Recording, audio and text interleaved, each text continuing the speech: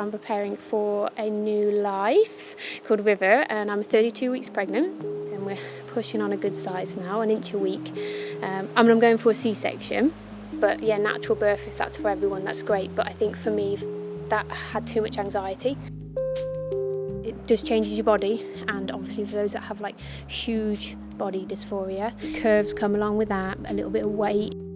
I have asked a couple of doctors how long to wait after having birth. Can I go back onto hormones? But they are still a bit unsure themselves. The person I chose was very formal. Usually I literally refer to them as the sperm donor, because to me they literally just donated the sperm. This person really, he understands there are people who can't get sperm, so I think it's really good that they put that across. So today was the day you guys were supposed to come and film me packing my bag ready for the hospital tomorrow, but somebody decided to come 2 days earlier. Relax. Taking River out was a bit of a mission. They didn't want to come out. They had the marks all over the head, and they didn't really like the head being touched. So they wanted to come out at 2 a.m. in the morning before, and we all agreed not to. Are you going to say hello to Daddy? Hello. Look, say hello to Daddy. So yeah, this is River, Noah Davis. And we're getting a good routine for the milk already, aren't we? And then they pass out. Literally what they're doing now. And pooing. Yeah, eating and pooing. And farting. Fart, poop, eat. Sleep. Yeah. But it's such an extreme from going to feeling something inside you to now having this physical thing. Are you lonely? Yeah, it was a bit it's a bit like that though, which is really weird. Because the thing that you're thinking about is literally there. They're all used to saying miss, her, blah blah blah, you know, because everyone's coming in as mothers and things like that. Everyone that looked at my papers would have known to at least semi-respect my choice in pronouns. Not had a single problem. Everyone's been absolutely lovely.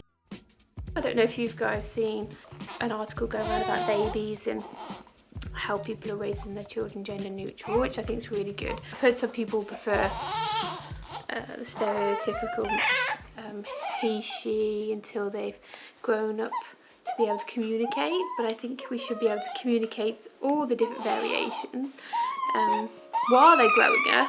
I know you're cold, aren't you? Look at you now, you're whimpering.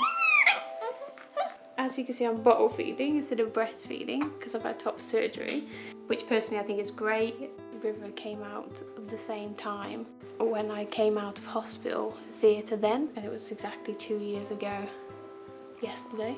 So the same time, like 11:30. I don't feel like I'm missing out on anything by not breastfeeding. My dysphoria with my top has always been the biggest problem for me, so it was something that I didn't really want to do anyway. But we're kind of bonding over these bottles. We're getting them down now, aren't we?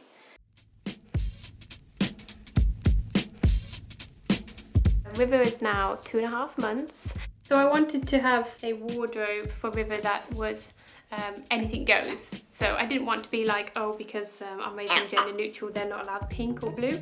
So I've got pink, blue colours, whites and blacks.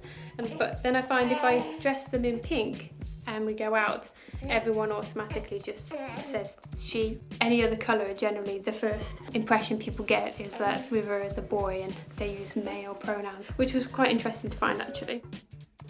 Over the last 2.5 months really, we've just been getting to know each other and finding out what River likes and what they don't like. Somebody wrote on Facebook that people might start thinking, because I'm trans, I'm assuming River's going to be trans, and that's why I'm instilling these gender neutral pronouns. To me, it's more that if I don't assign them a gender, people won't specifically treat them in a certain way based on their perceptions of that gender. You know, you buy cute pink fluffy things for girls and you buy masculine toys, trucks and cars for boys, and that's how they do it. They instill this fluffy, soft, cute, tender girl in the sense, and this hard man up, you're not allowed to cry boy, and that's what I didn't want. I get a few people when I say they ask me if I've got twins. They were like, do you have another one in there? And I'm like, this pram's definitely only big enough for the one. The meaning of raising a gender neutral child is just giving them the ability to have the freedom to choose themselves without any constructed ideas of what their gender will be assigned onto them. I find that some people find it difficult to understand, but then won't proceed to be educated further. Some people are trying and are willing to try, and they think it's great, and I can see kind of somewhat it opens them up to this idea of actually that's quite good. I've never really thought about doing that before. I'm optimistic about the future, but now is where the change is. If no one's making a change, then River won't have a future that is different to the one I'm currently living in. With trans being in the media and transgender and non-binary and gender fluid all coming in as well, that in 2 years' time it could be a completely different story, and hopefully I think it's going to be a completely different world for River and an easier world. I hope for the future you are living in a freer world where you're not discriminated against because of your expression, and I hope that you're wild and smart and funny, because we need a good laugh.